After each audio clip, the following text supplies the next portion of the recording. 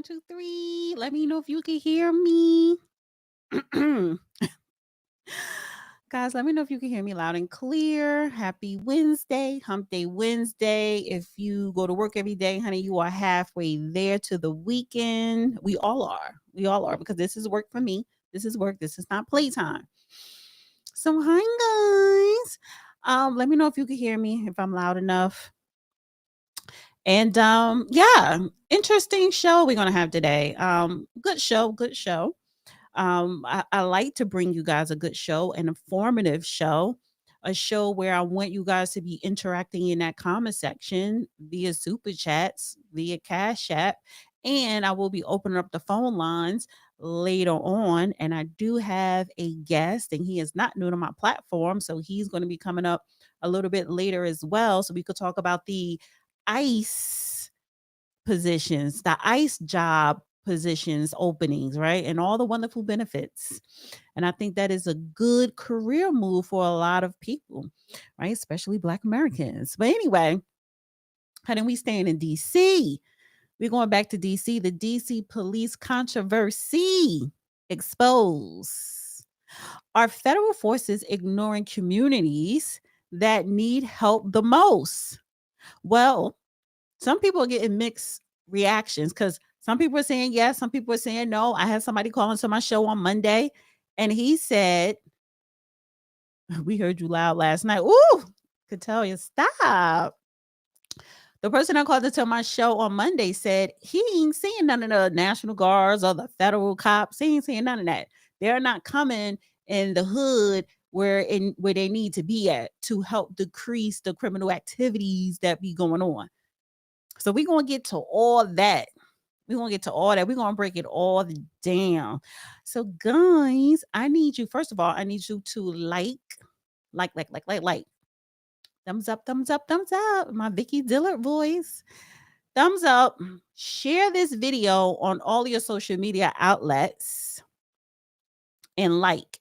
Subscribe to this channel. Make sure you hit the bell button. Yes, right? And I pinned a link in the chat for you guys to subscribe to my new YouTube channel.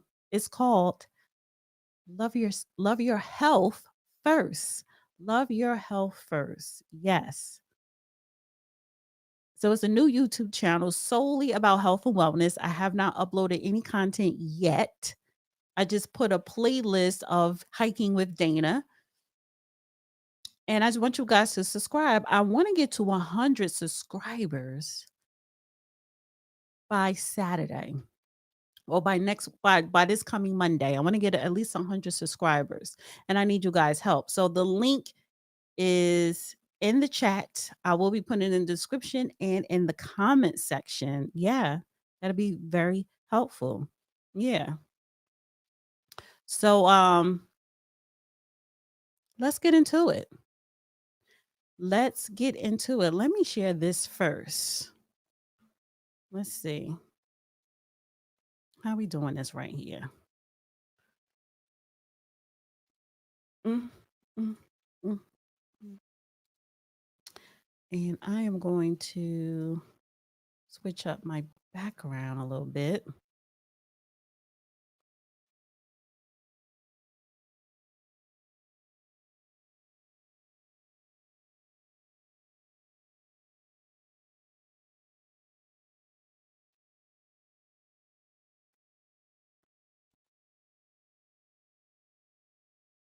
No, not here. I guess I'll go there.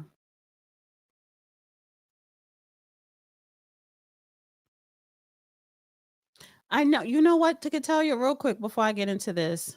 Um, Last night was Judge Joe Brown X Space, honey. It be popping.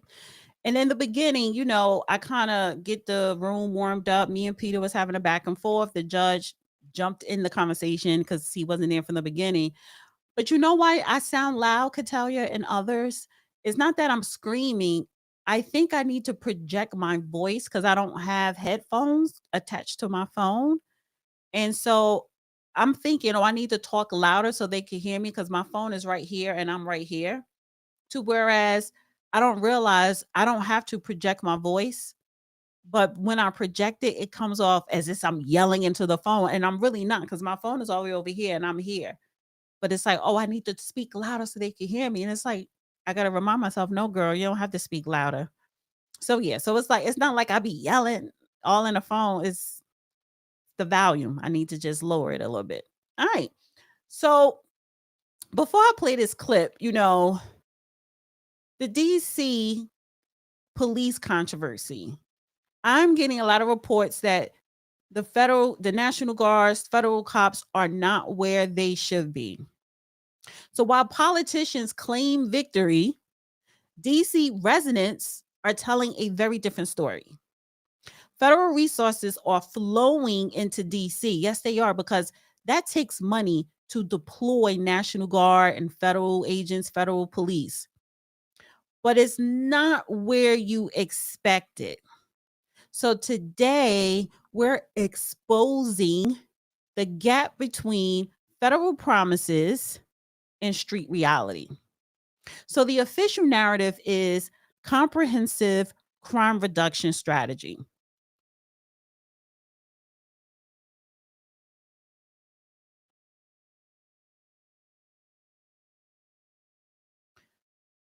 Resource claims additional agents, technology, coordination, sending out a political message, making DC streets safer for everyone. So, what is the timeline here? When the surge actually began versus when we will start seeing results, right? And I think a lot of this is about optics. It looks like they're doing something. It looks like, the streets are safer. But if you are only sending the National Guards to the tourist area, or the area where it's not heavily crime ridden with drug selling or anything else, and then you put the news cameras in those nicer sections, and you see all this police activity, you think they're doing something. So are they really doing anything? Is there any data? He just deployed them last week. But here is Karen Levette with a little bit of stats of what they have accomplished so far. So let me play this. I guess I'll make this bigger there.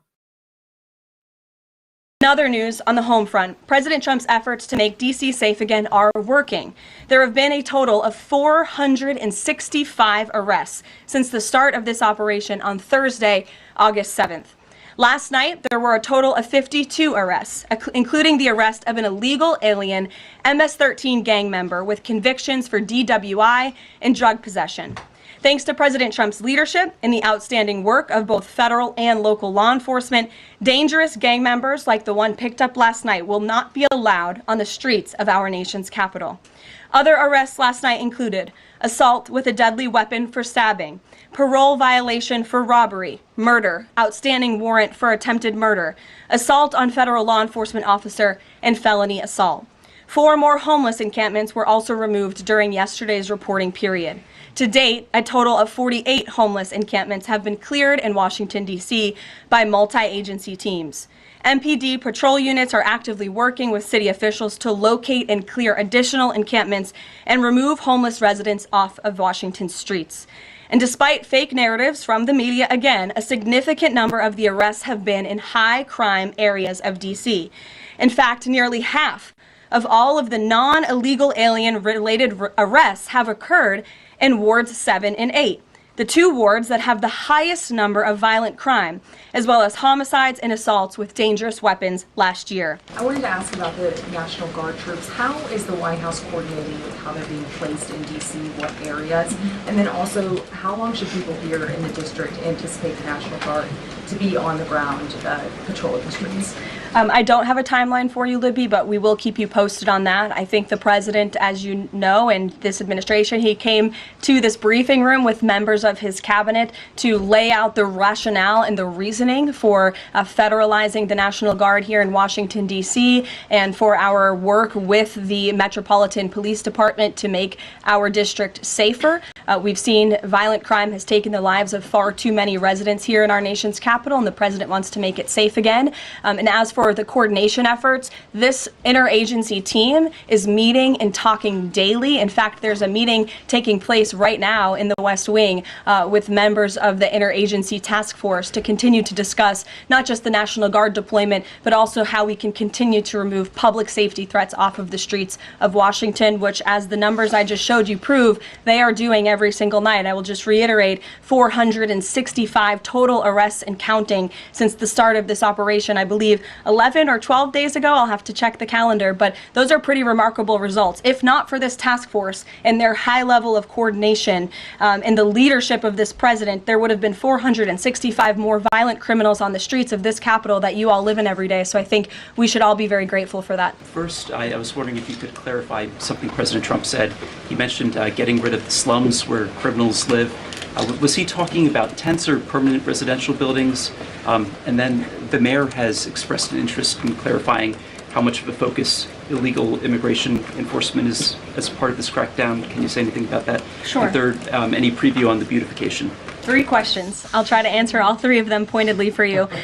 First, when it comes to what you said, and the president said, the slums of Washington, D.C., he's referring to the most dangerous communities, neighborhoods, and streets in this city where, unfortunately, violence has ravaged these communities and taken the lives of, again, far too many law-abiding D.C. residents. We know on July 5th of this year, just more than a month ago, a 3-year-old beautiful young girl was shot and killed in her car with her family in one of these communities, which is why there has been a surge, despite what many of you have been falsely reporting. And I believe it was the Washington Post who put out a map claiming it to be fact-based when it was just based on, I don't know, accounts that they've heard on the street, not actual statistics and data. So we went and reconfigured the numbers, and as I said, nearly half of all the non-illegal alien-related arrests have occurred in wards 7 and 8 in the District of Columbia, where we know, excuse me, there's the highest rate of crime. So we'll continue to do that. And what was your second question, Stephen? Legal immigration, how much of a focus that is? Yeah, look, I mean, the focus is to make D.C. safe and beautiful and to remove public safety threats and violent criminals from our streets. If federal law enforcement, with the help of the Metropolitan Police Department, come across illegal aliens, of course, we are going to abide by this administration's policy of law and order, and we are going to remove illegal criminals from our nation's capital. They will be detained and deported, just like they are in every other community across the country. Okay, so that was the White House a couple of days ago, Carolyn Levitt. I think that was yesterday. Now, she's saying 435 arrests. How many of those were illegals? How many of those were homeless? How many of those were actual criminals committing crimes in the poorest, worst area, the slums, where she was saying District 7 or so forth, right?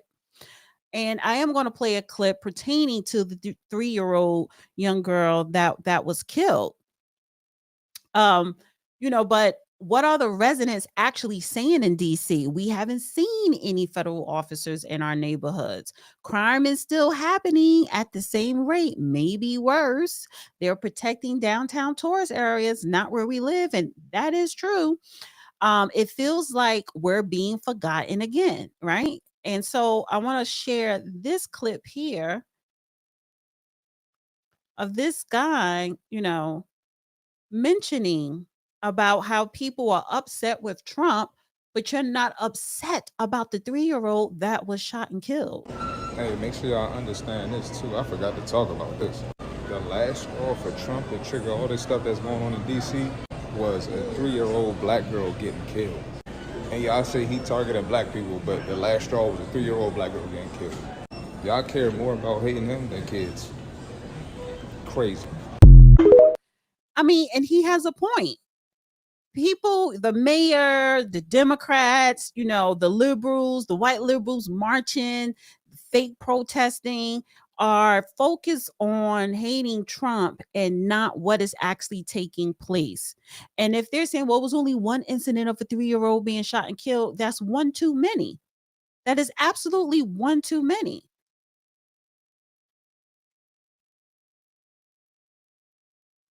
But likes the idea of having more federal agents on the street. The mayor seems not to have enough control of the activities that are arising. But likes the idea of having more federal agents on the street.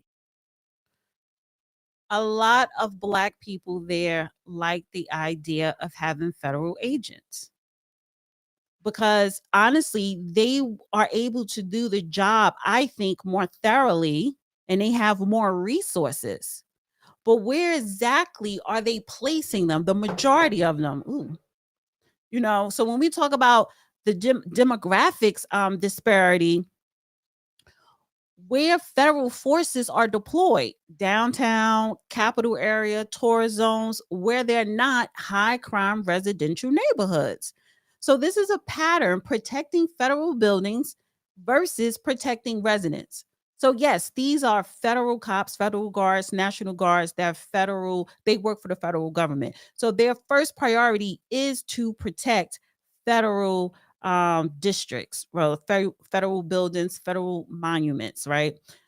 However, when you, the president, and your administration get up and do a press conference and you're talking about it's high crime and this and it's scaring off people getting robbed, tourists, this or whatever, but the results are showing something different. The resource allocation, when you talk about follow the money and the manpower, is coming off as showing something different. And the data points to crime statistics by ward and neighborhood, federal spending breakdown by area, response times differences between the areas, and the arrest rates. Where are they happening at?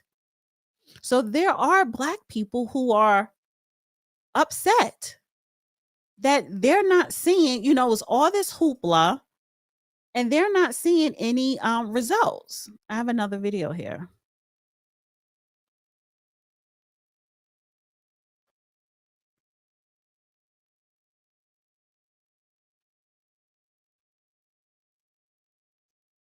On the news at 11, troops in the district on guard and on the streets for a second week now. Thank you for staying up with us. I'm Leslie Foster. Hundreds of National Guard boots are on the ground across the city and in your neighborhood. Here are 3 things you need to know before you call it a night. At this hour, more GOP governors are making plans to send guard units at the president's request. The troops are from Mississippi, West Virginia, South Carolina, Ohio, Louisiana, and now Tennessee.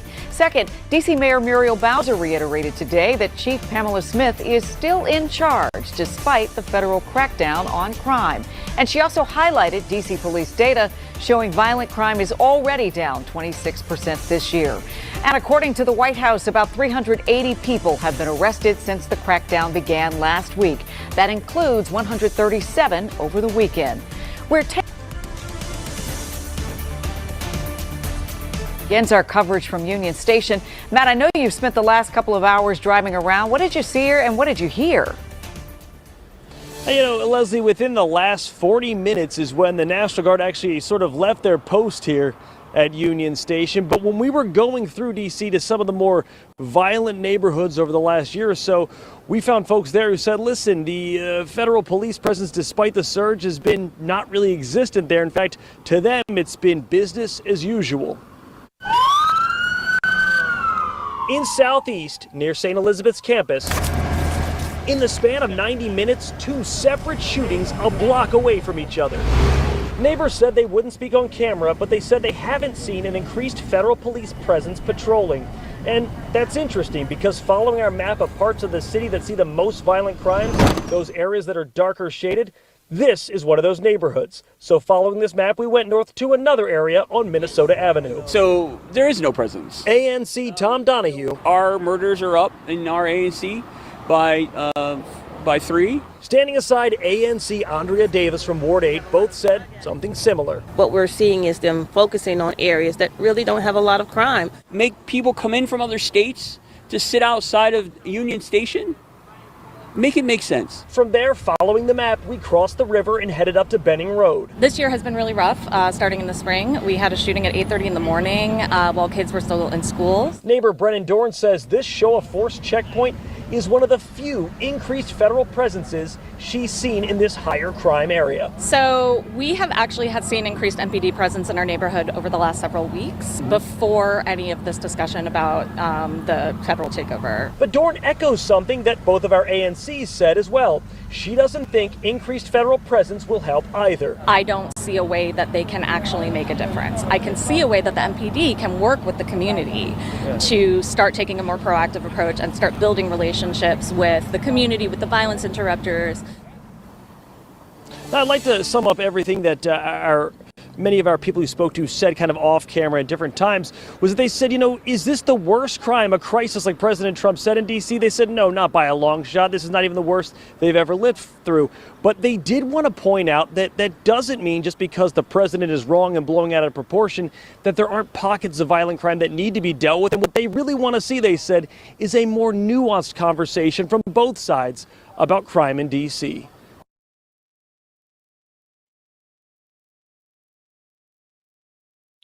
I want to share this clip here.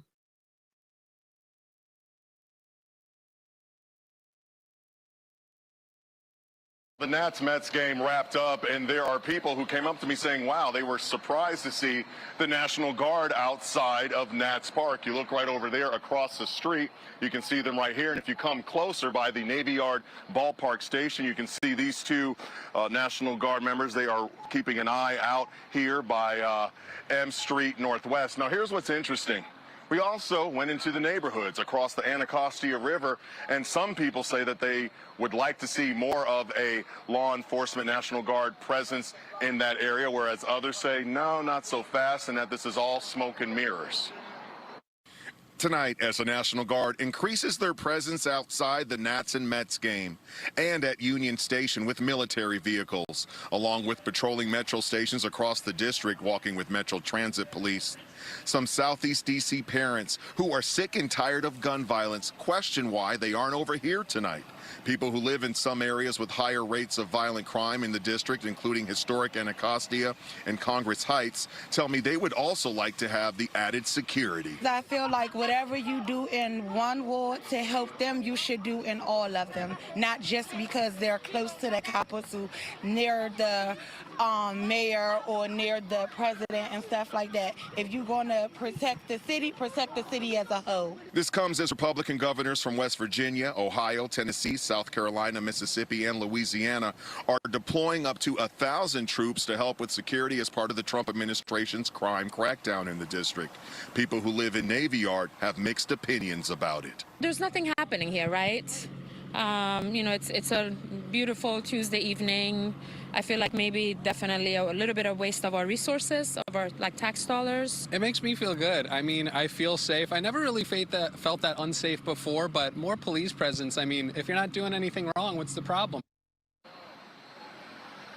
Back out here live, you can see the National Guard by the Navy Yard ballpark station. Now, the National Guard is not making arrests. They say the overall goal is to be visible and deter crime. Now, we reached out to National Guard officials trying to get a better explanation about the deployment throughout the district, including over in Southeast, and we're waiting for someone to get back to us. So there it is. What are they really doing? I think it's nothing but a whole bunch of optics. So the federal perspective, we're focusing on organized crime, of course, migrant crisis. Yes, you should, drug trafficking. I will hope local police handle local neighborhood level crimes. Our mission is federal crimes, not street crimes. And that is what they're giving off, which is why they are at the Navy Yard, the Union stations, the federal monuments. That's where you see the presence heavy at. And today, J.D. Vance, he was at the train station, and he held a press conference. I thought I had it here. Where is it?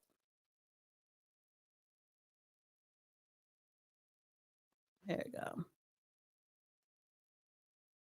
Bringing us here today, thank you, Secretary, for your leadership, and most importantly, thank you to the men and women of the National Guard. Here's the most important point. There are residents who lived in Washington, D.C. their entire lives. Their parents lived here, their grandparents lived here, and they have lived for generations in intolerable conditions of crime and decay. There are parts of the city, I moved to the city 20 years ago. There are places where I've seen graffiti that has been untouched for 2 decades. There are homeless encampments that have made it impossible for families to use public parks and public recreation for as long as I've lived here. There are hundreds of residents of this city who are shot in street violence every single year, making it one of the most violent cities on planet Earth. And for too long, 99% of this city has been terrorized by 1% of the city. And the voices that you hear out there, those crazy communists, they have no roots, they have no connections to the city, they have no families they are raising in this city, they have no one that they are sending to school in this city, they have no jobs in this city, they have no connections to this community at all. But they're the ones who've been advocating for the 1%, the criminals, the killers, the rapists, the drug dealers. And I'm glad they're here today. Because me, Pete, and the Vice President are all going to leave here, and inspired by them, we're going to add thousands more resources to this city to get the criminals and the gang members out of here. We're going to dismantle those networks, and we're going to prove that a city can serve for the law-abiding citizens who live there. We are not going to let the communists destroy a great American city, let alone the nation's capital. And let's just also address one other thing. All these demonstrators that you've seen out here in recent days, all of these elderly white hippies, they're not part of the city and never have been. And by the way, most of the citizens who live in Washington, D.C. are black. This is not a city that has had any safety for its black citizens for generations. And President Trump is the one who is fixing that with the support of the Metropolitan Police Department, the support of the National Guard, and our federal law enforcement officers. So we're going to ignore these stupid white hippies that all need to go home and take a nap because they're all over 90 years old, and we're going to get back to the business of protecting the American people and the citizens of Washington, D.C. Thank you, Stephen. A few questions. Oh, my God. So here's the thing, though. I hear you, Stephen Miller, White House Homeland Security Advisor, but why are you at Union Station? The black people don't live there. That's not District 7. That's not where the high crime is at. But they're good for using black people as an excuse to do what they do. But they never do anything or allocate resources of federal funding in black communities because they're not. They're not. Federal promises created false expectations. Because why are you patrolling the station, the train station, knowing that they want to help you there, right? Because it's all for optics. It's just optics. At a Shake Shack, vice president is at a Shake Shack inside the train station. Because their goal is to make sure that the tourists and the white people and those old white liberal people feel safe. They don't care about that black single mother that was just on the camera talking about something. We need them over here. They don't really care. They don't care about that 3-year-old that was killed and shot because are you helping the DC local police department find the murderer? Because y'all have way more resources and a reach. So resources should go where crime is highest. This is about optics, not actual safety. And the bigger questions, is this intentional? Are certain areas being prioritized? Is this effective? Can federal forces actually reduce local crime? Is this sustainable? What happens when federal attention moves elsewhere? Is this fair? Should federal resources be distributed equally? Yes, it should. And so it would be counter arguments to address federal agents aren't meant for street level policing, right? Maybe they're not. So then why use the street level crime that is going on in DC as an excuse to bring in the National Guards or the federal agents? Local police are responsible for neighborhood crime. Yes, they are. But Trump took over the DC Metro Police. So that means you have to go to where the high crime is. It's happening. Federal surge is about organized crime, not petty crime. You can't expect overnight results. But Karen LaVette just stood up there and said, hey, they already arrested 435 people. And they cleared out the homeless encampments. Okay, so where are those homeless people going to go? Back to the poorest part of DC, District 7, and have crime increase more? Did you arrest some of those homeless people to add on to the 400 count that were arrested? Are you guys inflating the numbers the same way the DC police were inflating the numbers last year? So what actually works? That's the question. What actually works? Community policing. Hold on.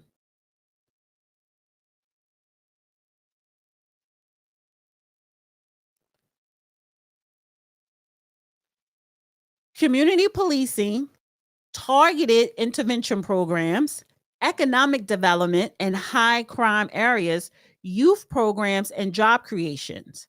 4 things. But the only thing this administration is doing is bringing National Guards in the downtown tourist area.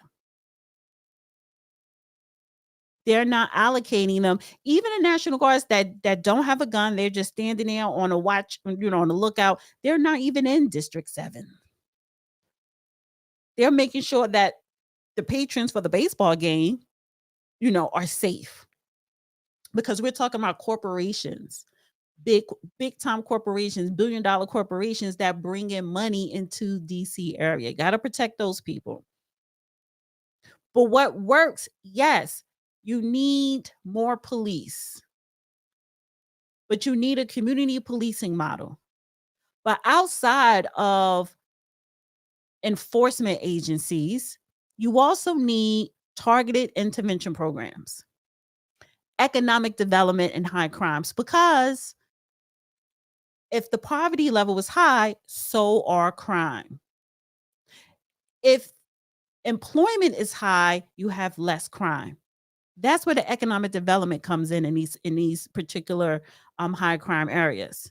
Youth programs. There are a lot of young people, a lot of teenagers committing crime all the way up into murder. So we're the programs to keep them off the streets and keep them busy and give them little part-time jobs so that they won't have to go and rob the tourists or whoever else. Policy recommendations. Better coordination between federal and local forces. We don't even know who's in charge of the DC police. Because DC police is like, well, we don't know. The mayor is like, well, we're going to sue them because they just can't come and take over. Pam Bondi is saying, hey, I'm putting all you sanctuary cities on notice. So where's the coordination? Everyone should be in sync with each other. Community input on resource allocations, transparency in deployment strategies, regular community meetings and feedback. That means you, the people that live in DC and all the districts, especially the high crime districts, you guys need to be going to your city councilman meetings at City Hall now and asking them for transparency, asking them where these resources being allocated, demanding that these federal agents are in your neighborhoods to decrease crime. So the people have the responsibility too. And you have to go to your councilman, you have to go to City Hall and demand some type of communication of what exactly is going on. What is the end result? So I am going to open up the phone lines. I see Drew. I'm about to bring Drew in because we got to talk about ICE. But I would like to see some DC people call in because listen, have you seen federal police in your neighborhood? Have you? What would you prioritize if you control these resources? Because the people who pay federal taxes, you pay federal and you pay even though it's not a state, but you still pay district. I'm assuming DC city taxes and federal taxes. So your money is funding these resources.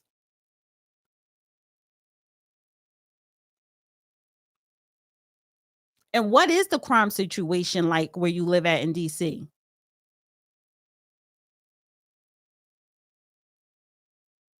So there is a severe disconnect between federal promises and community reality.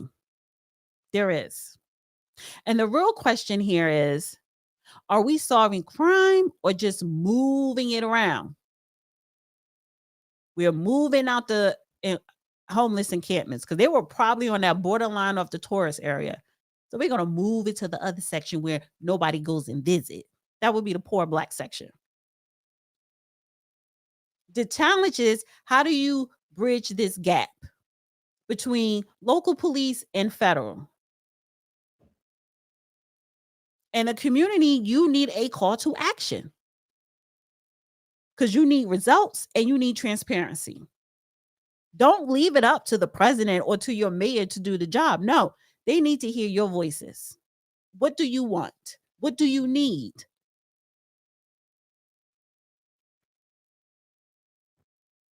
Guys, please hit the like button. Thumbs up, thumbs up, thumbs up.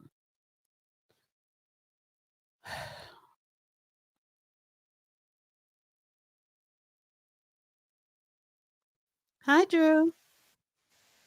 Hey, how's it going, Dana? How you been? Oh, running around. I know. See, we spoke yesterday, so I hope all is well. It's going So okay. yeah, so I did my little rant thing spiel. I won't call it a rant. Mhm. ICE, honey, they're hiring.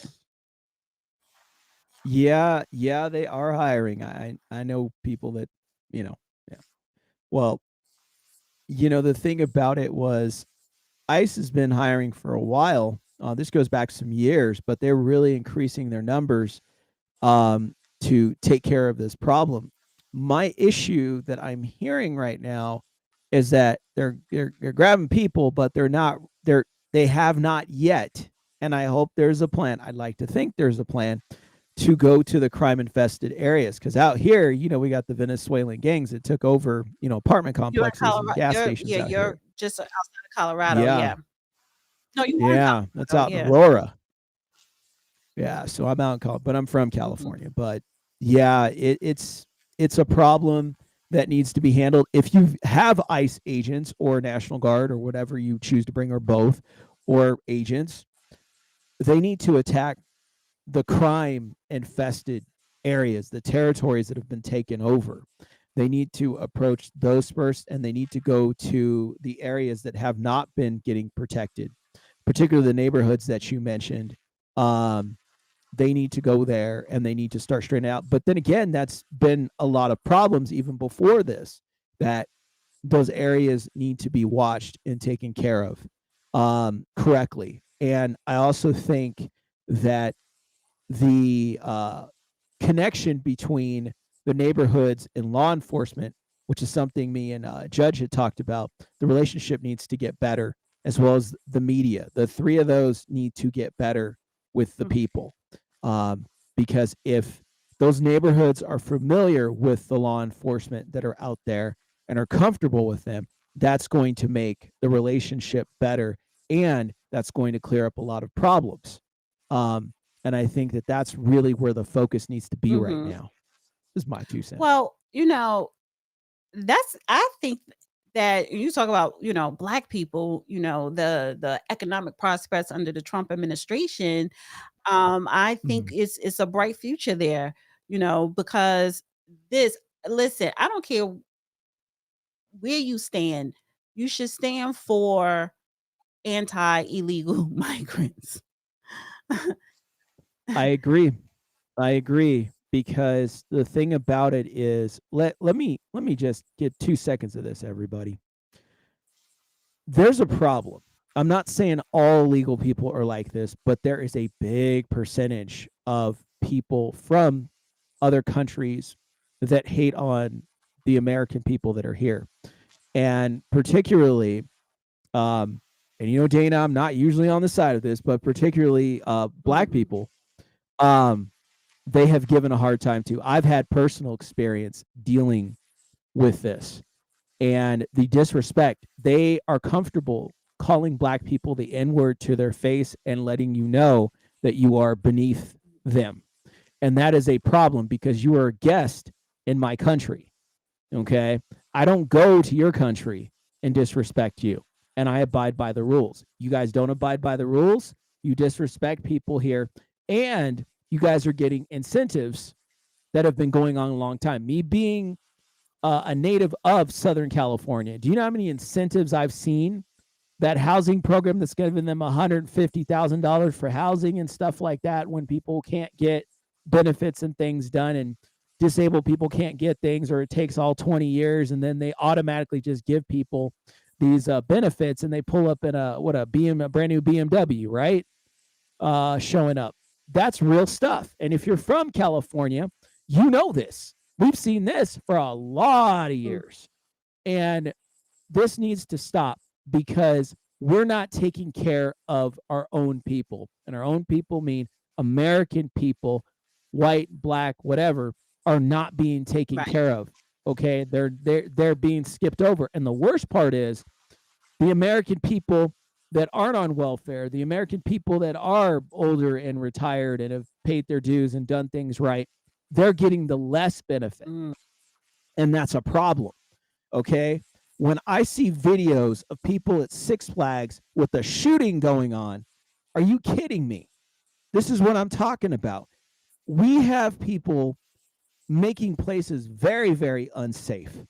And we need these resources done right. And we need these people to be moved out of these places or areas. I don't care if you're illegal or not. This needs to happen because they're making problems. But then you see illegal people that might be criminal minded that see this stuff and say, well, if they're not dealing with them, then I could just run business through here, right? Because they're not going to stop. And the law enforcement's not coming to this area. We got this out here.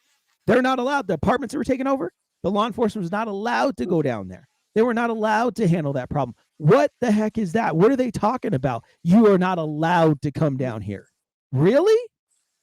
See, that's what I'm talking about. We got to straighten this out. It's gone on too far. So it says America needs you. America has been invaded by criminals and predators. We need you to get them out. You do not need an undergraduate degree.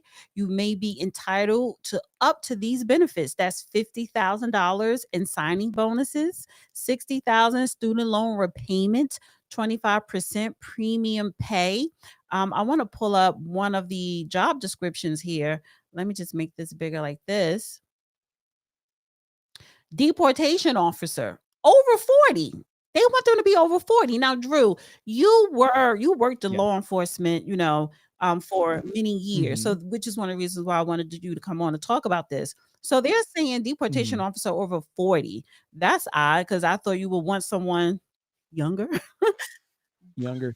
Well, my guess would be if I'm looking at this correctly, maybe they want somebody with more experience that's going to be more even tempered. Yes, younger, more longevity wise, but with the age range, with it being older, they'd have more wisdom. I think is where they're going. I did see deportation officers that did not say over 40, but that makes sense. I hear what you're saying. So yeah. Listen, the starting salary is 63, and it goes all the way up to 101. Pay scale grades says GL9. I don't know what that is. Vacancies in the following location: Los Angeles, San Diego, San Francisco, Phoenix, Arizona, and there's more. I didn't just click that button down though. The duties: perform law enforcement duties to investigate, identify, locate, arrest, detain, prosecute, and remove foreign nationals who pose a threat to national security and public safety, conducting difficult, complex, and sensitive investigations, conducting custody determination regarding the detention of non-citizens in accordance with the constitutional law, federal statutes, regulation, and policies, interviewing witnesses and interrogating suspects to gather critical information and evidence, determining legal significance to identify cases that meet elements of federal crime and prosecutorial guidelines. So, yeah. And listen, it's saying here, these positions are all opening until February 15th of 2016. So it says the initial cutoff date for qualified applicants to be considered and referred for available vacant positions will be August 15th. Additional cutoff dates will be determined. This is an open continuous announcement until February 15, 2026. I'm going to encourage people. The first cutoff for consideration was August 15th, but this is just one opening position. I would definitely encourage people to go on here, especially men, especially Black men, go and apply. You may be expected to travel full time. You get benefits, you get bonuses. So yeah, I'm for it. I'm for it because something has to be done. And I wanted to share this. Okay. Because I want to talk about that illegal trucker, that Indian trucker that made an illegal turn and 3 people lost their lives because of his recklessness. Another alleged deadly crime now highlighting President Trump's immigration crackdown. Watch this horrifying video. It's from Florida last week, and it shows a minivan slamming into a semi-truck. Look at that. It's gone. Driving that truck, an illegal immigrant accused of trying a reckless U-turn across 3 lanes on a highway. Who does that? That crash killed 3 people inside that minivan. A senior ICE source says U.S. Marshals arrested that illegal immigrant in California over the weekend. He will be extradited to Florida to face 3 counts of vehicular homicide.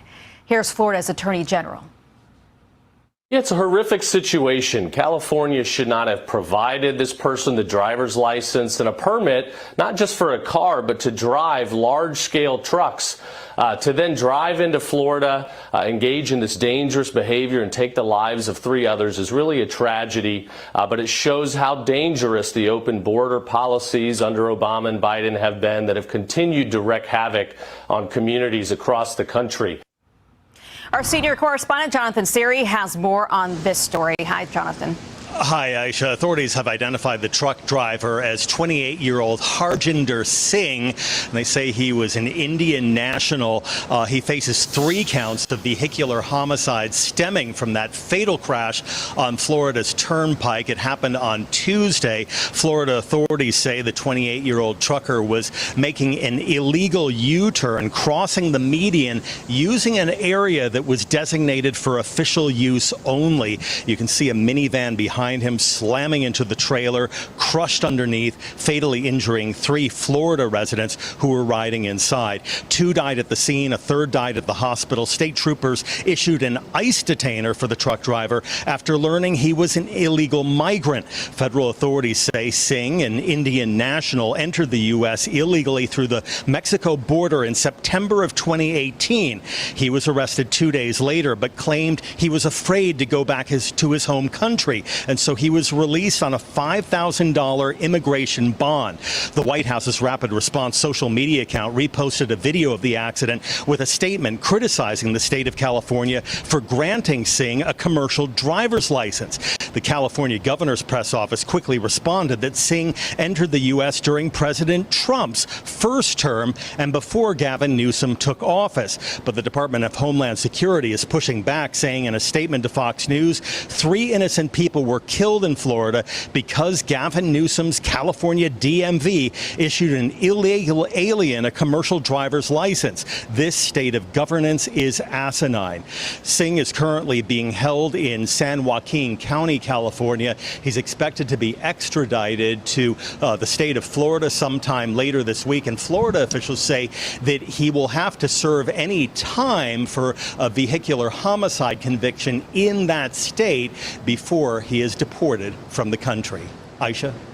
Okay, Jonathan Siri live for us. Jonathan, thank you. Sir.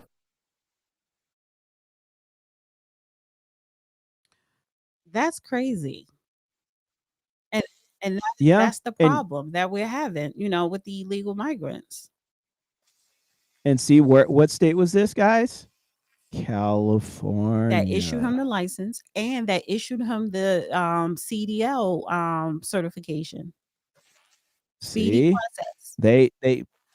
they get people in there, right? They put these people in there, and this is what this guy does. In his training, where does it say that you back up on a live area like that and block up 3 lanes in the bright of day with cars moving through? Are you kidding me?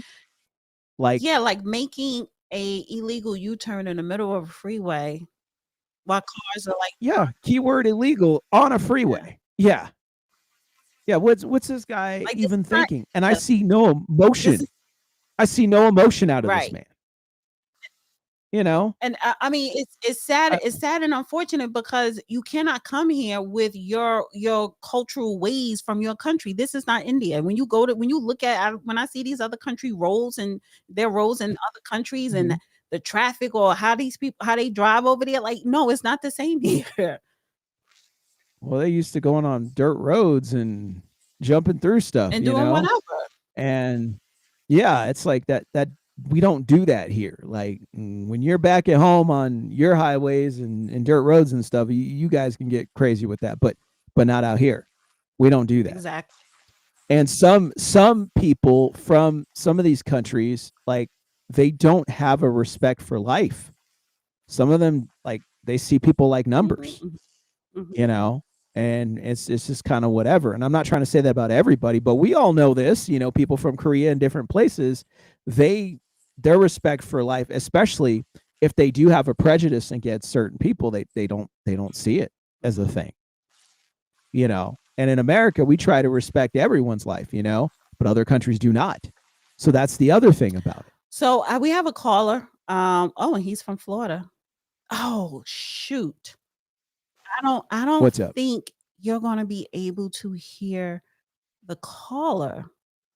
All right, so you know what? Oh my god. I'm gonna have to finish up with you, Drew, because I realize if I have a guest, I need to have Mhm. my call system set up like on a separate desktop or my separate laptop from my Sure. desktop because you can't hear, and I don't want you to sit there and you can't hear them.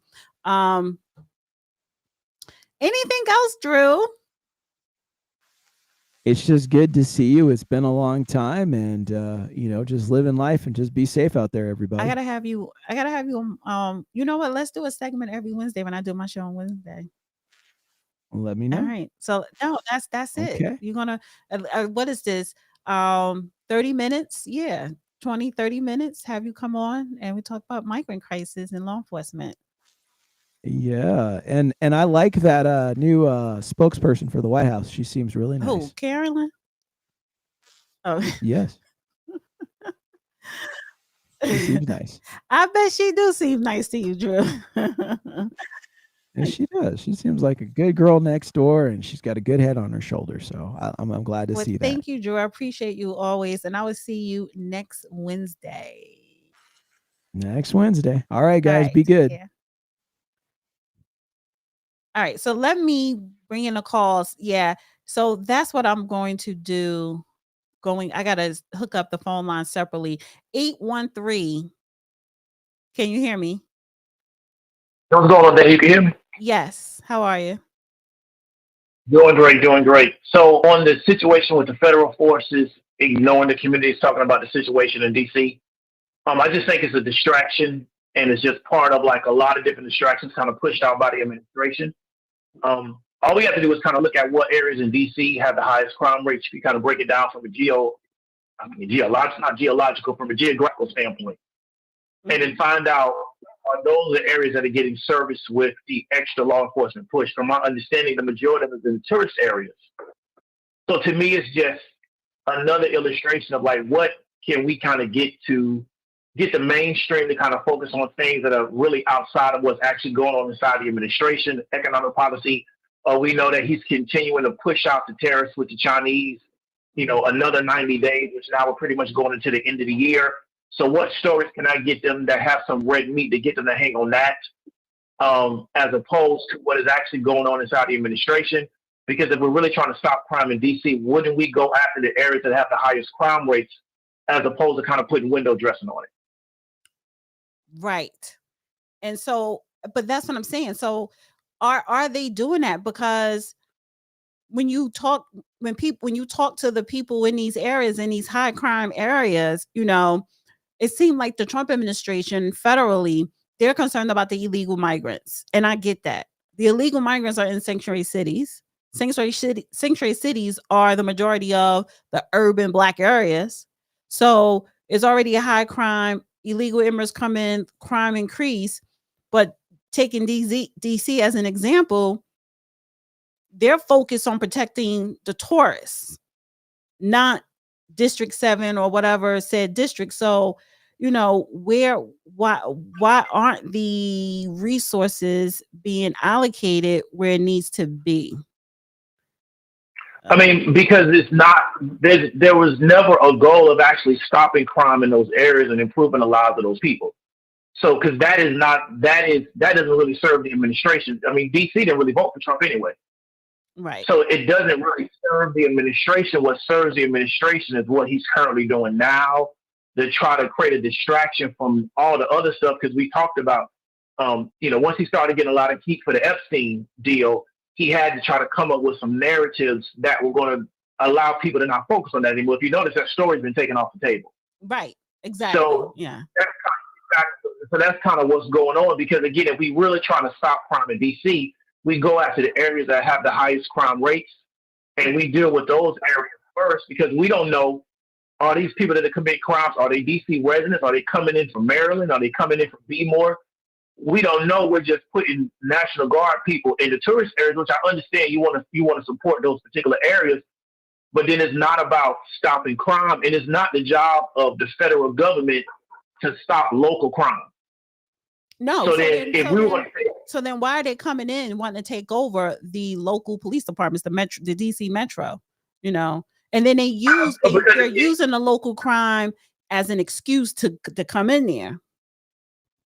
I mean, because that's what they want. That's what they want to do. Because the actual crime data doesn't support that it's an increase in crime in DC, right? So the 2023 to 2024 data doesn't show that there's an increase. Then also you can kind of break crime down by area, and everybody knows that. And you live in a city, certain areas are going to be high crime, other areas are going to be very low crime. I know the DC area, there are some areas that there is no crime because the people that got too much money. Right. So you don't have crime like that. So in DC is not the same city it was 15, 20, 30 years ago. It's nowhere near that, because there's been a lot of gentrification. Yes. So he can do whatever they want to do with the Metro PD, but again, this is just a story, because he doesn't want to talk about, well, how come you can't come to a trade agreement with the Chinese, and it's been going on since March? Mm-hmm. So let me give the people something else to kind of sink their teeth into, as opposed to the economic stuff that I talked about and ran on. Also, we talked about early, and this was like maybe almost 60 days ago, still trying to get people out of the country, and the numbers that they're hitting are not the numbers that they said they would hit. So they just have to come up with something else to get people to sink in, as opposed to, here's what we talked about when we ran. We're going to hit these things really aggressively, and we want to be judged by these things, which part of that was the Epstein files. How can we get the mainstream and get mainstream media to concentrate on something else so we don't get judged by these things we talked about? And people going to fall for it because they just looking for something to bite up. People looking for something to get involved in, and their mind is very flimsy. And I'm not talking about the average person. I'm just saying they know that's how this game works. Mm-hmm. So give them something. It's polarized, and people got to take a side of it. And then when that dies down, and so they'll never bring up over the next 4 years the fact that we claimed we were going to do something about Epstein. We ain't done nothing. And then we still trying to deal with this issue with Ukraine and Russia. We can't solve that problem. Like, it's a lot of things. So they know this is how the game is played. Right. Right. And 2 years ago, the mayor of DC went to Congress to ask for the National Guard to come in, but they did not. And I'm pretty sure, and this was under Biden. And of course, Biden was not going to send in the National Guard because they knew they were bringing in illegal migrants and placing them in these sanctuary cities, which was already predominantly Black and high crime. So why would I bring in the National Guard? Because they're going to be rounding up the illegals along with the local criminals. No, we need the illegals to come in. So she asked for them 2 years ago, and they didn't. And so, but now Trump bringing them in, and honestly, it's all for optics, because you got the VP at Shake Shack at the Union Station. So, and protecting the tourists. So exactly. And we know that DC, especially the area that they're looking to protect. We understand why they're looking to do that. I'm from a tourist city too. So you wanna protect those commercial districts because you want to do business. So I get that.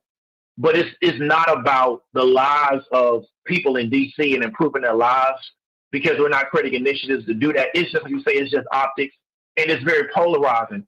Having people in uniform in the street, that's going to give people something to look at, but it won't necessarily change what's actually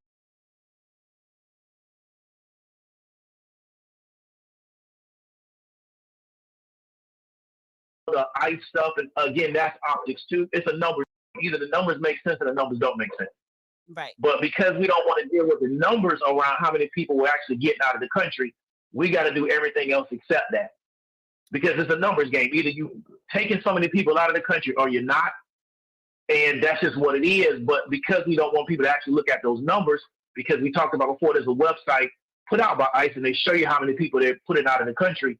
We don't want people to look at that. Let's come up with other scenarios to get people to look at that as opposed to actually being judged by what we said we were going to do once we got in office. Right. I hear you. Yeah. Thank you. Appreciate you calling. All right, be easy. All right, you too. All right. And we have 713. 713. Can you hear me? Yeah. What up, Dana? This is Houston. Hi, Houston. How are you? I'm okay. I like your title. I think that the federal forces are not ignoring communities. I think they know exactly what they're doing. They know what they let in. And they let in the people that the other countries didn't want and put them in areas that already had high crime. So when they need the National Guard to come in, that's something that's been needing to happen in D.C. And I told people that it was treasonous for Biden and Obama to let that border open, and the Trojan horse was the COVID. Mhm. What do you think? Well, that was all planned. It was planned to have the open border. It was planned to allow these people to come in during COVID, bust them, fly them into sanctuary cities. That was all part of the plan. And it was part of the plan because they wanted to use these bodies to expand their representation in these states to get more seats in Congress. And I'm glad that the Republican Party is actually waking up and coming up with their own tactics to prevent that from happening, because we see what's going on in Texas. That's your neck of the woods with the redistricting and everything like that. Redistricting. So again, it was all a plan under the Biden-Harris administration. Obama deported more illegals, than Trump did in his first term. But the Biden-Harris administration, that was their plan, and it blew up in their face because they lost the White House because of that plan.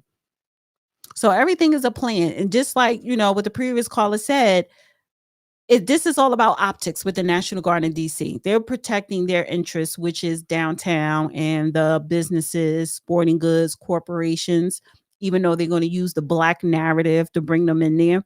But it's all about optics and to deflect people from the Epstein and the Ukraine peace talks. So it's all a deflection, and it's all about optics. Oh, yeah. And I believe it's all about optics, too. But the thing is, the key word is illegal. So these people are here illegally. Why are you giving them so much money? And I said they would rather do that. And these people are sleeper cells too. Like you said, when the dude was driving, you ever seen the Indian drivers? When I went to Cancun one time, I saw maybe one stop sign. They drive like they walk.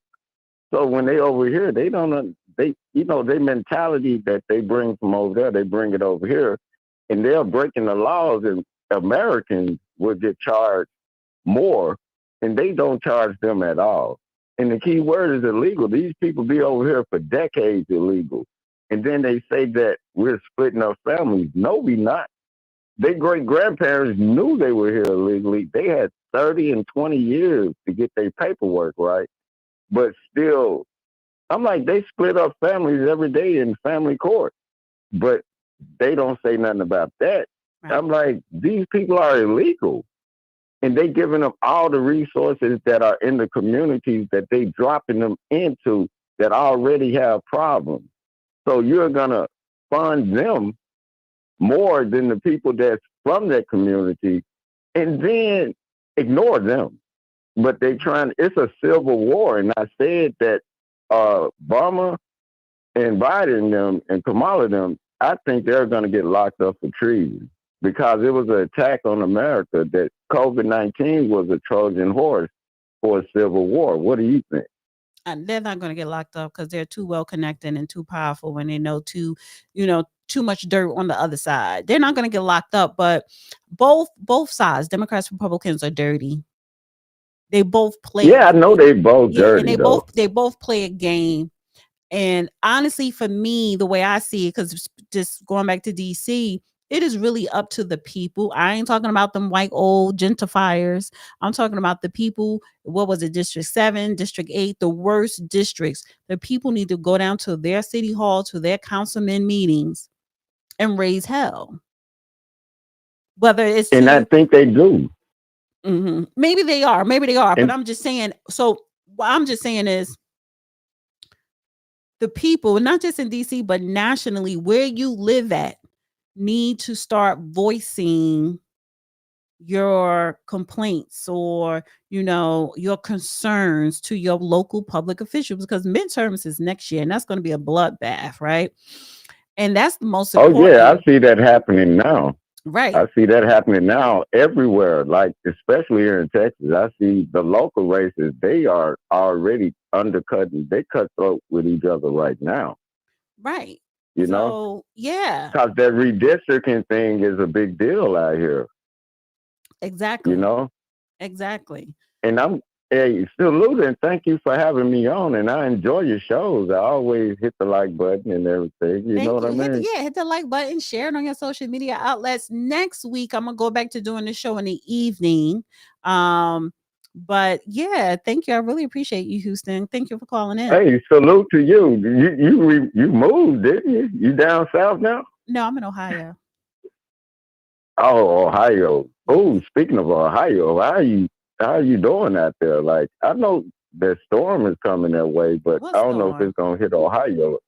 It's a storm going up the East Coast right now all week, and it's hitting the Carolinas and everything. Yeah, I don't think it's not going to if make its way here. It's not coming here. We have rain this week, which is good because we needed it, but it's not coming here. No. But thank you, Houston. I appreciate you calling in. Okay, thanks for having me on. All right. Speaking of Ohio, and I'm coming to you next, 240. Because the governor of Ohio and South Carolina, they want to send National Guards in, and some Ohio people is like, no, honey, we don't want. Everybody in Ohio was sending the federalized police and troops out to DC to go attack our Black and immigrant, working class neighbors, sisters, brothers, and our community members. As Ohioans, are you going to stand for that? No! O-H-I-O! O-H-I-O! Donald Trump has got to go! Donald Trump has got to go! O-H-I-O! O-H-I-O! Donald Trump has got to go! This isn't Trump's war on crime. This is Trump's war against our Black and immigrant communities. We're not fucking taking it. We're just not. Mike DeWine saw this mobilization of the National Guard and was one of the first governors to say, I'll do that too. This is fundamentally a racist attack on a Black working class city. No, it's not. And real quick, here's why. This is a red state, honey. And so don't let these liberals and Democrats fool you with their little protests, and they have every right to get up there and push back and complain. But this is going to stay red. Ohio passed a law making it illegal for illegals to purchase homes. Yeah. And I'm pretty sure you have to meet a certain criteria if you're an immigrant. And I'm all for it. I'm here for it. 404. Hi. Hey. How are you? I'm doing fine. And you? How are you doing, Miss Dana? Good. This is Sean. I'm a loyal follower. I've been following you for like the past 4 years. Mm-hmm. Yes, ma'am. And I'm not a Democrat nor a Republican, but I'm just for what's right. I'm for the people. And I feel as though that right now Trump is having a hard time to try to get the Epstein files out because of what's going on with the other. He has to have votes from the Democratic Party also, and they don't want to actually pass it because they know that a lot of people that what's that, Bill Clinton and a lot of guys from the Democratic Party, Bill Gates and all of those guys, they were actually real customers and consumers of the Epstein list. So that's what they're trying to hide. They're trying to make it like Trump ain't got nothing to do with it. Trump was riding on the plane with Epstein with his children. So any man that's trying to do some dirt with some kids, whatever, what they were doing, he's not going to bring his family along. You understand what I'm saying? Yeah. And I feel as though that a lot of stuff that's happening as far as like with me when I was in the streets, okay, I didn't want to see the laws. I didn't want no law presence because I was doing wrong. And I feel like me living now and doing the right thing and living, a regular life and paying bills, being a taxpayer or whatnot. I enjoy having them out because I don't want to be robbed. I don't want to be taken advantage of. And like we see with all these democratic cities that are being overran and overtaken with crime. Every time I look on the news, it's people that look like me and you that are doing all the crime. I mean, yeah, we have whites and different other ethnic groups doing crime, but we're at a higher rate. We're subject to die from someone that looks like us versus someone that looks like them. So I don't like when people just get out there and want to point the finger at Trump. Trump doing the best he can right now as far as trying to lead this country into a better system. I'm a commercial truck driver. You was touching on that situation where the guy made the U-turn down in Florida. And I'm going to tell you right now that up in Chicago, I'm in Chicago right now because my truck is down. It's a lot of illegals that up here that don't even speak a lick of English. They're getting up here with those B1 visas. They're coming in and they're taking all the work from taxpayers like you and I. A lot of truck drivers are quitting right now because of that. They're unable to seek work because of that. It's a lot going on with the illegals that are here right now and the ones that's been here. Yeah. They fast tracked them into truck driving, whether it's restaurant business, hotel, or just anywhere. They're fast tracking them, and they're not vetting. First of all, they shouldn't even be here. So yeah, and it's very unfortunate because you're taking jobs away from Americans, and then on top of that, they're not qualified. And and it's like you are allowing someone who don't speak English to work. No, force them to learn English. You had the mayor of Boston held a press conference yesterday pushing back against Pam Bondi's order, right, that she sent to 32 governors and mayors. And I'm actually going to talk about that tomorrow with Joshua Brown. But the mayor of Boston, Mayor Wu, I think that's her name. She started off speaking in English, and then her whole speech she said it again in Spanish. And I'm like, what? Spanish is not the second language, nor the first. Exactly. But you know what they're doing? They're actually implementing their way of life, their thoughts, their beliefs into America. They're trying to transform America to make America more like their country, have their beliefs, to have their understanding, and it's bad. I mean, it's bad in all areas. And see, I'm from Texas, but I do a lot of traveling, so I'm actually staying in Georgia right now. And it's a lot going on. I mean, as far as like you know, with these seats in office and whatnot, and Pritzker is up here. He needs to be investigated. I remember you had what's the young lady out of Chicago. I think P Ray. Yeah, P Ray. Yeah, I watch. Look, I'm on everything you do. So I watch and I listen. I'm not just listening. I see what she sees, and a lot of stuff needs to be brought to heel Pritzker is running a whole Ponzi scheme. He has Illinois on lock. Illinois is not black, it's not white, it is Russian, it's Ukrainian, it's all of that and some. The whole system. That's why you can come to Illinois, they run illegal.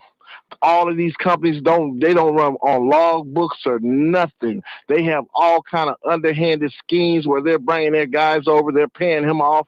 It is raw and reckless. I feel that the Trump administration needs to get someone down here ASAP. He needs to be investigated. Like, he needs to be investigated and prosecuted at the same time, because he is illegal, he is illegit. And I feel like if we as people have to, have our voices out there so we can be heard and be able to come to the forefront, because at the end of the day, we're not trying to hello? Are you there? I'm still here. Yeah. Yes, it's just unfortunate because a lot of us, guess what? We want to vote blue no matter who. I wasn't a Democrat or Republican, but I did vote for Obama. But when I started looking at these laws and I started listening and paying more attention, and then I was listening to your program. I actually was on with I was a guest on there with the guy you had on earlier. Drew? From the West, Drew. Yeah, we was on there with Drew. It was like 3 to 4 years ago, and I was on your panel. And trust and believe, I have seen it. And I used to listen to Roland Martin and all these old crooks, and I'm listening to them, and then I started to understand the difference between who's really for the people and who's really for their pocket. It's like it's cutthroat. It's a cutthroat society that we live in, and in order to start to rectify, we have to heal what's wounded. And I feel like us as a black people, we're wounded because we look at our people and we just want to go all in. And I don't believe that. I don't care, as long as you have the skills set to do the job. That's who I want to roll with. And unfortunately, Trump is unliked, but he wasn't unliked until he ran for office. Everybody, he's racist, he's this, he's that, because of he ran for office and he won. And now that we have all these Democratic people that voted, and they saying Biden got all these votes, Biden didn't get those votes. All of that was rigged. When you mail in ballots, did you see the other day where they caught those people, those congressmen or someone running for office up in Detroit? You seen that? Where they caught them at the ballot box, put stuff in the ballot? No, can you email me that? Yeah, they caught them guys stuffing ballots at the box. I'm talking about pull up, look, the light come on in the back seat of the car, right? Look, he in the back seat got the ballots in. I'm talking about dead. Are these black to right. politicians? Are they black? No, they were Muslims. Oh, they were out of Detroit. Yes, but they were Democrat. They're in the Democratic Party. Right. Yes, but yeah, they got him in the back. See, with the ballots, then he pulled up later on that night. I'm talking about with stacks, eating and stuffing. But this is what's going on at a higher rate. They were just the ones that were just caught. Just imagine the ones that were not caught that got away with it. Right. That's why it's important, for vote, not to end mail-in ballots, to come in, to make sure that you're a citizen to vote. Shouldn't everybody be able to come in and vote? This is not a free-for-all where anybody can just come in and do politics. And I feel like them shining the light on it, on that matter. They showed it on, I think, Fox News. But guess what? CNN, what's that other CNN? MSNBC. Or what? MSNBC, they don't even talk about it. That's why I'm like, oh, that's what's going on. Certain news outlets don't want to bring about the real truth why Biden actually won. And they just I watched a guy, I think that Benny Johnson, but it's another guy. They got all the evidence right now showing that the 2020 election was rigged. It was rigged. Right, they rigged it. So listen, I have a couple more calls I have to get to, but I appreciate you calling, Mr. Georgia. Yes, ma'am. Anytime. I would love to be on your panel. Can you email me? Oh, you want to be on the Friday panel? I would love to. I mean, what email? What do I? How do I do it? The email is danawiththedata@gmail.com. I gotta put it across my screen. So it's danawiththedata@gmail.com. That's the email. Okay. All right. I'm gonna send it over to you. My email address is Joseph Global. Okay. Yeah, and I just put it on the screen. So send me the Detroit news article about the Detroit officials stuffing the ballots, and then just put a note that you want to be on Friday's panel, and I'll have you on, and we just communicate there. All right. I really appreciate it. I enjoy the good work you're doing for the community, and you keep up the good work, Ms. Dana. Thank you. I appreciate you. Have a good day. All right. You too. Bye bye. So email is danawithdadada@gmail.com. Oh, wait a minute. 240. And I see you 974. You're next. So 974 will be the last caller. 240. Hi. Hey, how you doing? Can you hear me clearly? Yes. Are you on a speaker? I was. All right, this is probably better. Yes, way better. Hi, how are you? Good, good. So I just want to give you my perspective because I live and work in DC and I've been here for probably about 14 years. A lot of people are talking about the National Guard and where they are and what districts they're patrolling. The National Guard isn't even like a part of this, really. It's I think the media may be pushing that National Guard thing. The National Guard is really just staying by a couple of metro stops that are downtown and some other federal properties and things like that. But with the federal policing that's really patrolling the streets is done by the FBI, the DEA, and the ATF. They're patrolling Ward 7 and Ward 8 by foot. Now, I don't know. I can't speak on any of the other wards because I don't live in those wards and I don't work in those wards. But where I live and work is where all the black people are, where all the crime is. She's talking about Ward 7 and Ward 8. They're patrolling by foot. It's amazing, right? The gas stations where everyone hangs out at, sells drugs, stands around, just being shiftless, robbing people, all of that type of stuff. Those gas stations are cleared out. They are cleared out. The corner stores, the food places where people hang out at, those places are cleared out. The DEA and ATF and FBI are not only clearing out streets and businesses, they're walking up to the apartment buildings, really Section 8 apartment buildings, because that's where the shiftless people are. And not all of them are shiftless, but that's where, if you're going to find shiftless, it's going to be probably there. They're also walking into the projects. Those hoods that you hear about in DC, they're walking through these projects at night and approaching people, and they're asking them and they're telling them what the laws are and how to abide by these laws. Are you drinking? Are you smoking? Do you have ID? They are clearing DC out of all riffraff, and it is the safest that DC has been in over 50 years. You know, where I work at, we go to, say you need gas because you're going to gas up before you go home. You literally can't gas up and you have to drive for you have to pass 3 gas stations because those are all garbage. In order to get to a safe gas station in Maryland, then you can go get on 295 or the Beltway to get ready to go home. But this is the safest DC has been in over 50 years. The National Guard is not there to patrol anything. It's the federal agencies that are doing that, and it's working. Okay, so you're seeing a difference. You're actually seeing an uptick in law enforcement in these neighborhoods, and so you're seeing a decrease in a lot of criminal activity. So do you welcome what the Trump administration is doing? I wondered how it was going to work. I definitely think we needed something here in this city to stop these young boys from throwing away their life, right? 3 weeks ago, they had the option of just standing outside for the rest of their lives until they get locked up for doing crime. Once you take that option away from them, they start to explore other options. Maybe I can get into a program. Maybe I can get into a job training program because I can't just sit in here with my baby mother or my grandmother all day because I can't go outside and smoke weed because the ATF will run up on you.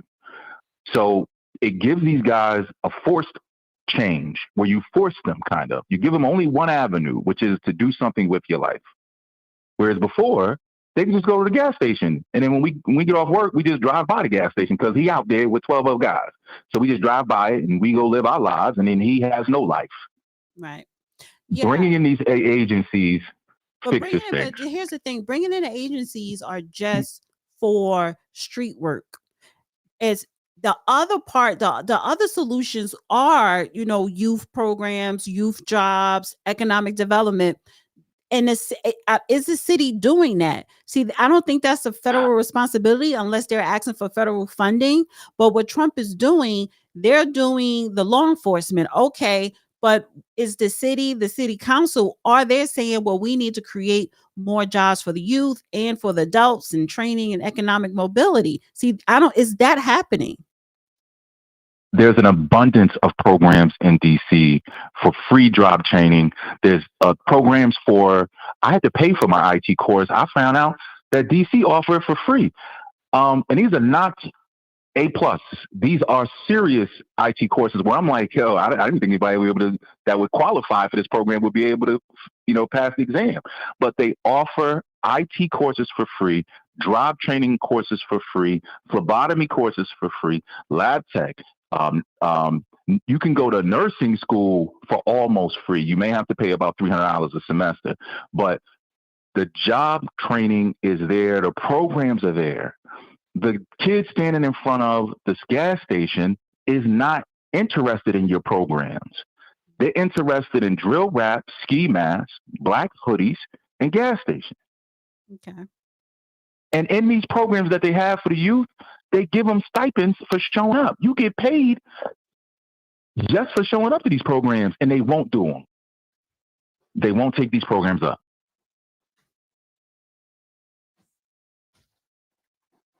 So the programs are there, and we have to attack the crime. And that's what Trump is doing, and it's amazing. Thank you, caller. I really appreciate that's a lot of good information. So I appreciate you calling in. You're welcome. All right. Have a good one. You too. Okay, let me get to who is this? Oh, 971. Hey, Damon with the data. This is Jacoby from Portland, Oregon. How you doing today? Good. How are you? I'm good. I've been a quite a bit listener, so I came in towards the end, but I don't have issues with law enforcement. But what are you doing on the other side? Because how it looks to me, it looks kind of like 2.0 crime bill to me. Because okay, you are enforcing, you're rolling up on people in the project, but I live here in Portland, Oregon, and Antifa, they're rioting on the ICE building, which is down there by the waterfront almost every night. They get to throw flashbangs back. They could do all types of crazy stuff. It got so bad that the Portland police does not get involved because the city council ordered them not to get involved. So the low-income residents down there are in fear for their life, and then they'll get threatened to get doxxed. The sister had to sue the city to get them to enforce 911 calls, because 911 calls they said, well, we're not going to take those calls. And sometimes the smoke banks get in their apartments, and then this federal judge just said, nope, Antifa can do whatever they want to do. Now, what are you saying? Antifa's mostly white folks. So they get to do whatever the hell they want to do. And meanwhile, you're rolling up in, I don't live in DC, but you see them going there, like the optics is just like, okay, the businesses are leaving. And yet you guys are kind of stoking this flame of like black people commit all the crimes. And I just don't like where that's going. Mm-hmm. Just like up in Cincinnati. Now the story came out fully, but nobody apologized. J.D. Vance didn't apologize. I recently turned Republican this year. I've been an independent most of my whole life. And to tell you the truth, I have no representation here. I have no representation here, even when I was an independent. So when they talk about gerrymandering, no, Oregon been up here. It's been a super Democrat majority for 30 years. Mm-hmm. And so when I need a representation, I don't have it. But then when you're shitting on Carmelo Anthony and stoking that narrative, when you're stoking this narrative that 4 black people just whooping on white people, coming to find out that one Russian dude started the whole thing and his friends were trying to tell him to stop. But now those brothers and sisters are about to get some football charges. And it's been a cesspool of racist, a white supremacy for God knows how long. They just had a white supremacist march just recently, and in a way, this is good. In a way, this is bad because it's going to force people to wake up and stop doing whatever they're doing. Like Louis Farrakhan said in the message to the black, look, you guys have to wake up. You guys don't have to get it together. This is a time for not everybody is going to make it. This is not for everybody to make it. Right. It's for people who are awakened. Woke means awakened. Doesn't mean all the other stuff. Just like now Trump is going out to the Smithsonian Museum. And I got mad and I was listening to Lisa. I said, you know what? Lisa's right. Lisa Cabrera. I said, oh, she's right. I got all them books like from Neely Fuller, Dr. Francis Cress Welsing, all that stuff, and I will teach our children. Okay, I don't need the school to teach because they do a bastardized version of Martin Luther King. They'll throw a few they'll throw a few quotes and then do urban renewal and push you out. Yes. So I'm cool. Forget y'all because that's what they did up here in Portland. And what they'll do is they'll raise the property tax so high that, like for Miss Lewis, she had I think dementia or schizophrenia, and she one day somebody knocked on her door and says it's time for you to go. Her son was still living with her, taking care of her, but come to find out, her property taxes weren't paid. I guess she was getting notices, and they just took her house. That's how gentrification works up here. So. I mean, so what I'm saying is to say this is like, okay, yes, we got the law enforcement part, but don't let this turn into black people are always the fucking problem because we're not the problem all the time. And when they bunch this up all together, how many of those are immigrants? When you black, because when you do the census, they don't always divide you between Black American. That's a new thing. That's a new genre. A Black American to this. Okay. Now that jackass truck driver, he did a U-turn in the freeway. Who the fuck does that? So are we the problem? When I'm about to land my plane, but Taylor House Publishing just posted a video I'm about to watch that this dude beat up this black homeless man almost to death, and it's not considered a hate crime. Here in Portland, Oregon, this white dude burned down an apartment, caused a 3 or 4 alarm fire alarm, and yelling racial epithets. He's not going to get hit with a hate crime. They're going to drop the charges. See, this is what we have to deal with that other people don't have to deal with. But in a way where our backs are against the wall, we know how to thrive. And at this point, I'm not going to get out here. I never did any marches. I ain't going to do no more talking. I ain't going to do no more crying. I ain't going to do none of that shit. It's about, okay, I see for what it is. Thank you. And I'll land my plane. Thank you. I appreciate you calling in. I'll just add this. You are the last party in the conference. Line muted. I need to figure out how to get that voice out. Oh no, I just need to press that. That's why. So the thing is, for me to add on to what he was saying, I agree with what he was saying. First of all, stop relying on other people to do what needs to be done for your family, for yourself, for your community. People really got to take the initiative and make something happen and hold people accountable. Yes, we may be underrepresented, but we elect those same representatives into office. So why are we electing people without presenting them an agenda in your community? So the said same people who you vote for, you need to be saying, this is what we need. This is our agenda. Will you, and I demand of you to meet our needs. Meet our needs. And if you can't do that, if you can't do that, then, I'm not going to vote you in.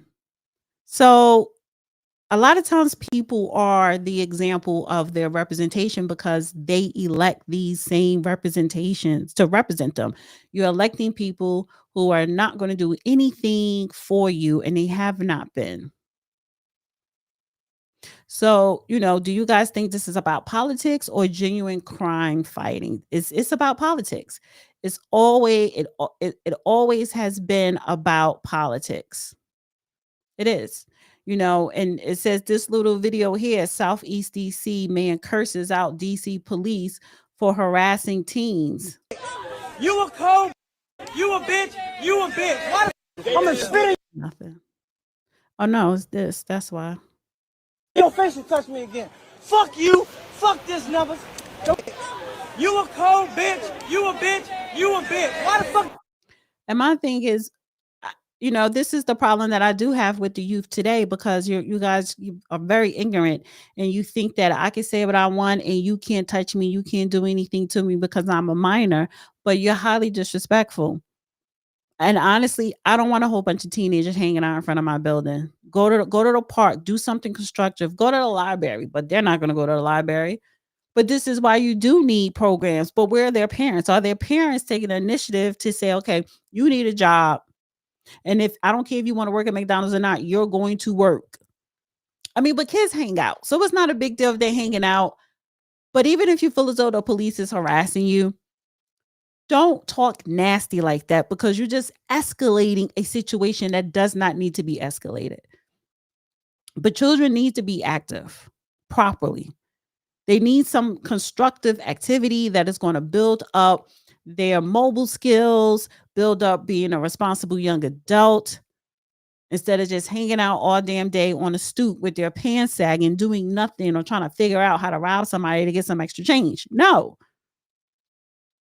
And then a lot of times, yes, it's the parents' fault. I do blame the parents because they're too lazy, and they are allowing their kids to negotiate what the hell they want or don't want to do. No, you're going to get a job whether you like it or not. And if you don't like it and you try to quit, then I'm going to beat your ass. But anyway, listen. Thank you guys for tuning in today. Thank you, Drew, for coming on the show. Thank you to all the callers that called in. I really appreciate you guys. And next Wednesday, I may be going back out of town. But my Wednesday shows, I'm going to start doing that at night. See what, because it's like I'm starting from square one again with the viewership, which is fine. But I want to see what the audience like at night. More people are at home. So, so next time I do Wednesday, it may not be next Wednesday because I may be out of town. But either way, I'm just going forward. All live shows will be in the evening at 9 p.m. Eastern Standard Time. But make sure you subscribe to this YouTube channel. Hit the bell button for all uploads and live streams.